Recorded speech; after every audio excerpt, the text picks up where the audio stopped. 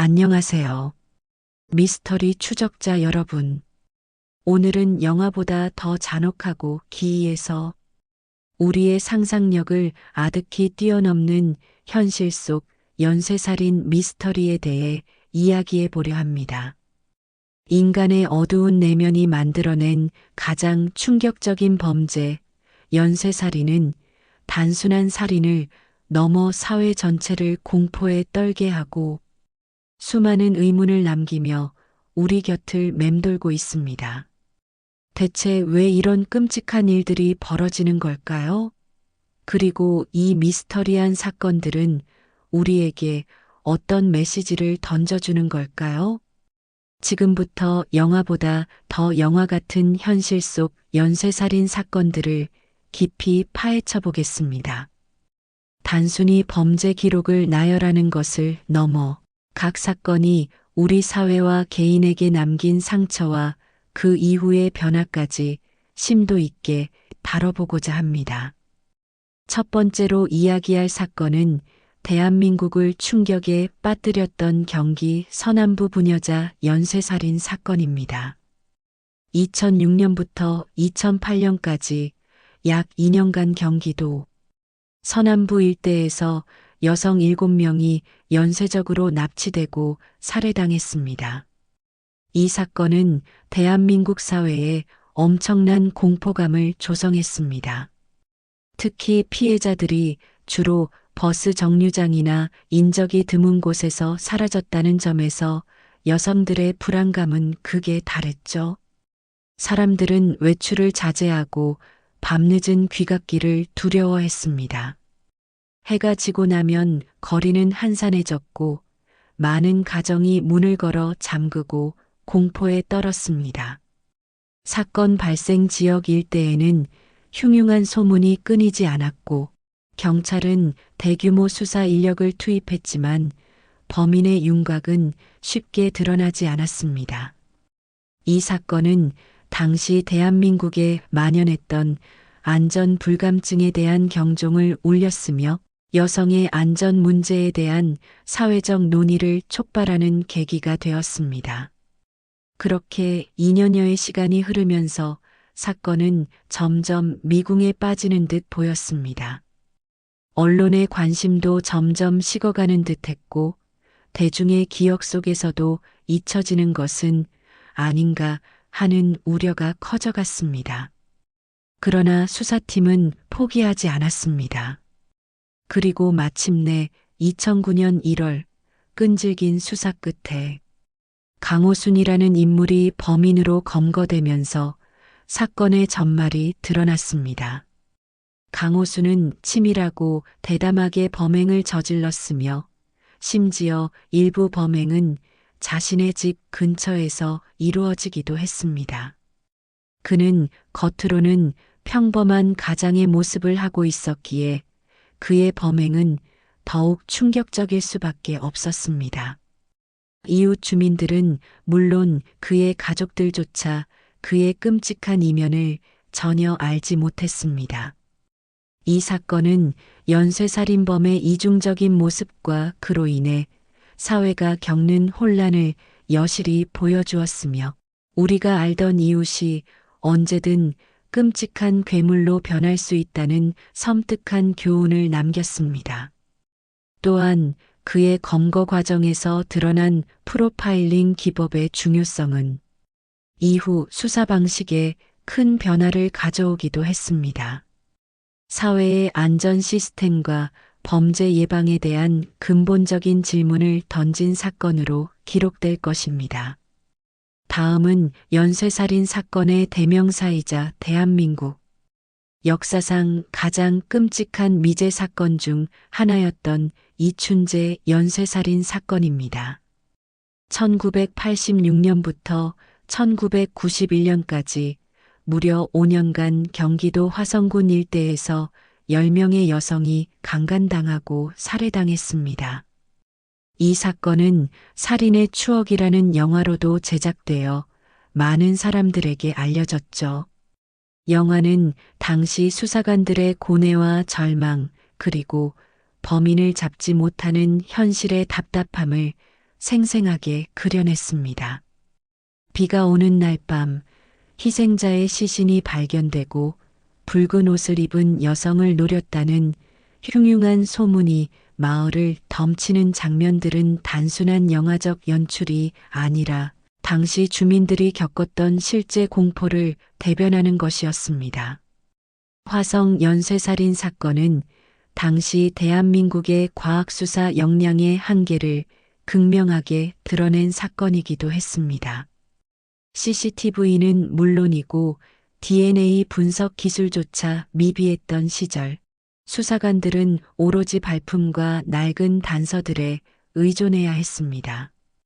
첨단 기술의 부재는 수사를 더욱 어렵게 만들었고, 수많은 용의자들이 오르내렸지만 확실한 증거를 확보하기는 어려웠습니다. 범인은 피해자의 양말이나 속옷 등으로 결박하거나 재갈을 물리는 등 유사한 범행 수법을 사용하며 수사기관을 조롱하듯 연쇄적으로 범죄를 저질렀습니다. 그의 대담함과 치밀함은 수사팀을 더욱 좌절시켰고 범죄 현장에는 어떠한 결정적인 단서도 남기지 않는 듯 했습니다. 이 사건은 2006년 공소시효가 만료되면서 영원한 미제 사건으로 남는 듯 했습니다. 많은 사람들이 이제 진범은 잡히지 않을 것이라고 체념했습니다. 그러나 2019년 시간이 흘러 첨단 DNA 분석 기술이 놀랍게 발전하면서 수사기관은 보관되어 있던 증거물에서 새로운 DNA를 검출하는 데 성공했습니다. 그리고 이 DNA는 당시 부산교도소에 복역 중이던 이춘재의 것과 일치했습니다. 그로부터 이어진 심층적인 재수사를 통해 이춘재는 마침내 자신이 저지른 10건의 화성, 연쇄살인을 포함해 총 14건의 살인과 30여 건의 강간 범죄를 자백했습니다. 무려 30년 만에 드러난 진실은 충격적이었고 특히 8차 사건의 범인이 모방 범죄자였음이 밝혀지면서 당시 억울하게 옥살이를 했던 피해자에게도 깊은 상처를 남겼습니다. 이춘재 사건은 시간의 흐름과 과학기술의 발전이 미제 사건을 해결할 수도 있다는 희망을 보여주었지만 동시에 오랜 시간 동안 드러나지 않았던 진실이 얼마나 많은 무고한 사람들에게 고통을 안겨줄 수 있는지를 다시 한번 상기시켜 주었습니다. 이 사건은 범인의 잔혹성과 수사기관의 한계, 그리고 과학기술의 발전이라는 드라마틱한 요소를 모두 담고 있는 대표적인 연쇄살인 미스터리라고 할 수 있으며 과거의 아픔을 치유하고 미래의 정의를 세우기 위한 우리의 노력이 얼마나 중요한지 깨닫게 해줍니다. 이춘재 사건은 단순히 과거의 사건이 아니라 현재와 미래의 수사 기법 발전에도 지대한 영향을 미친 역사적인 사례로 평가받고 있습니다. 이제 대륙을 넘어 캐나다로 가보겠습니다. 캐나다 브리티시 컬럼비아주의 옐로헤드 고속도로는 눈물의 고속도로 하이웨이 어브 테즈라는 섬뜩한 이름으로 불립니다. 1969년부터 현재까지 이 고속도로를 따라 수많은 여성들이 실종되거나 살해당했습니다. 공식적으로는 18명 이상의 피해자가 보고되었지만 비공식적으로는 훨씬 더 많은 여성들이 이 길 위에서 사라졌다고 추정됩니다. 이 사건의 가장 큰 미스터리는 단 한 명의 연쇄살인범이 아닌 여러 살인범들이 이 고속도로를 범행 장소로 이용하고 있다는 점입니다. 마치 이 고속도로 자체가 범죄를 부르는 공간처럼 여겨질 정도입니다. 사회적, 경제적 취약계층에 속하는 원주민 출신의 젊은 여성들이 대부분이었으며 이들은 교통편이 마땅치 않아 히치하이킹을 하다가 범죄의 표적이 된 경우가 많았습니다. 광활하고 인적이 드문 캐나다 서부의 고속도로를 배경으로 인적이 드문 곳에서 반복적으로 발생하는 실종과 살인 사건은 지역 사회에 깊은 절망감과 무력감을 안겨주었습니다. 이들 대부분은 빈곤과 소외로 인해 고향을 떠나 도시로 향하던 중 비극을 맞이했습니다. 수많은 수사에도 불구하고 사건은 여전히 미해결 상태로 남아있으며 지금 이 순간에도 또 다른 비극이 발생할지 모른다는 두려움이 고속도로를 감싸고 있습니다. 원주민 공동체는 이 사건에 대한 정부와 경찰의 무관심을 비판하며 강력한 수사와 지원을 촉구했습니다. 눈물의 고속도로는 환경적 요인, 즉 광활한 지리적 특성과 인프라 부족, 그리고 사회적 요인, 즉 원주민 여성에 대한 차별과 소외가 복합적으로 작용하여 어떻게 연쇄적인 범죄를 유발하고 장기적인 미해결 상태를 만들 수 있는지, 그리고 사회적 약자들이 얼마나 쉽게 범죄의 표적이 될 수 있는지를 보여주는 가슴 아픈 미스터리입니다. 이 사건은 단지 살인 사건을 넘어 캐나다 사회 내부에 존재하는 구조적인 문제점과 인권 문제를 여실히 드러내는 비극적인 증거라 할 수 있습니다. 마지막으로 1960년대 미국을 공포에 떨게 했던 보스턴 연쇄살인 사건을 살펴보겠습니다. 1962년부터 1964년까지 보스턴에서는 11명의 여성이 살해당했습니다. 이 사건은 주로 홀로 사는 여성들을 노렸으며 피해자들은 모두 교살당한 채 발견되었습니다. 범인은 피해자의 집으로 침입하여 범행을 저질렀고 어떤 경우에는 피해자의 옷을 정돈하거나 심지어 침구까지 정리해 놓는 등 기이한 행동을 보이기도 했습니다. 이러한 행동은 범인의 심리 상태를 더욱 알 수 없게 만들었습니다. 당시 매스컴은 이 사건을 대대적으로 보도했고 보스턴 시민들은 밤늦은 외출을 삼가고 문단속을 철저히 하는 등 극도의 불안감 속에서 생활해야 했습니다. 보스턴시 전체가 범인의 그림자 아래에서 공포에 떨었으며 여성들은 외부인의 방문을 극도로 경계했습니다. 수사기관은 범인의 정체를 파악하는 데 어려움을 겪었으나 결국 엘버트 드살보라는 인물이 자수하며 자신이 범인이라고 자백했습니다. 드살보는 이미 다른 강도, 강간 사건으로 수감되어 있던 인물이었고 그는 범행 수법과 세부 사항들을 놀랍도록 정확하게 진술했고 많은 사람들이 그가 진범이라고 믿게 되었습니다. 그의 자백은 사건 해결의 실마리처럼 보였습니다.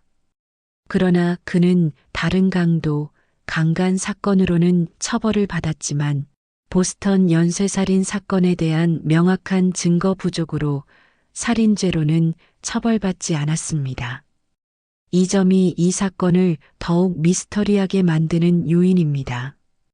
과연 드살보의 자백은 진실이었을까요?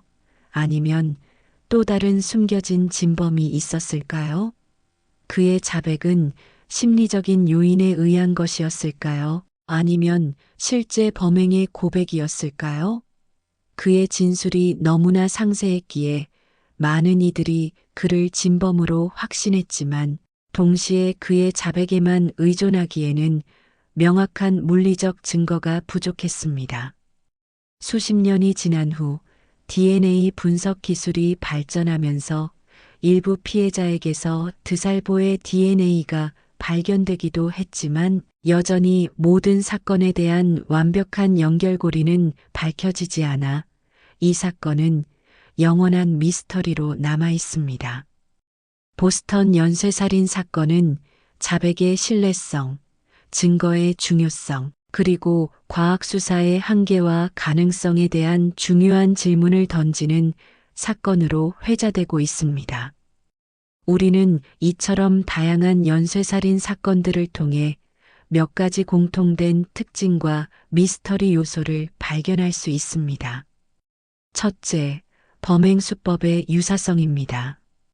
이춘재 사건에서 보았듯이 범인들은 자신만의 독특한 방식으로 범죄를 저지르며 이 일관된 패턴이 연쇄살인 사건의 특징을 이룹니다.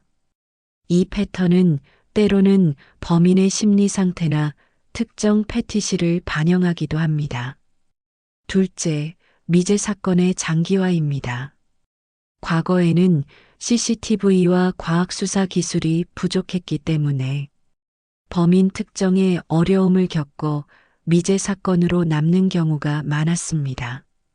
이는 수사관들에게 엄청난 부담과 압박감을 주었을 뿐만 아니라 살아남은 피해자 가족들에게는 평생 잊지 못할 고통과 한을 안겨주었습니다. 기술의 발전이 늦었을 뿐 아니라 당시의 사회 시스템과 수사 인력의 한계도 이러한 장기 미제 사건의 원인이 되었습니다. 셋째, 사회적 공포입니다. 연쇄살인 사건은 지역사회에 말할 수 없는 공포를 불러일으킵니다.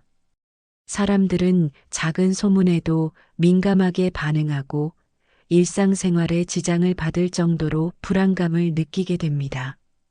비 오는 날 외출을 삼가거나 붉은 옷을 입지 않는 등의 근거 없는 소문이 퍼지기도 했죠. 이러한 사회적 공포는 때로는 이성적인 판단을 마비시키고 불필요한 혼란을 야기하기도 합니다. 대중매체의 선정적인 보도 또한 이러한 공포를 증폭시키는 경향이 있습니다. 이 모든 요소들이 복합적으로 작용하여 연쇄살인 사건은 단순한 범죄를 넘어 사회 전체의 트라우마로 남게 됩니다. 그렇다면 이러한 연쇄살인 사건의 미스터리 요소는 무엇일까요?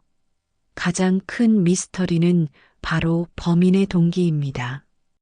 대체 왜 연쇄살인범은 특정한 유형의 피해자를 선택하고 반복적으로 잔혹한 살인을 저지르는 것일까요?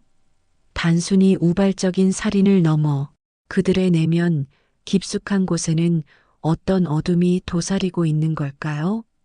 복수심, 성적 만족감, 권력욕, 우월감, 혹은 어릴 적 트라우마 등 다양한 심리적 요인들이 거론되지만 하나의 명확한 답을 찾기 어려운 미스터리입니다.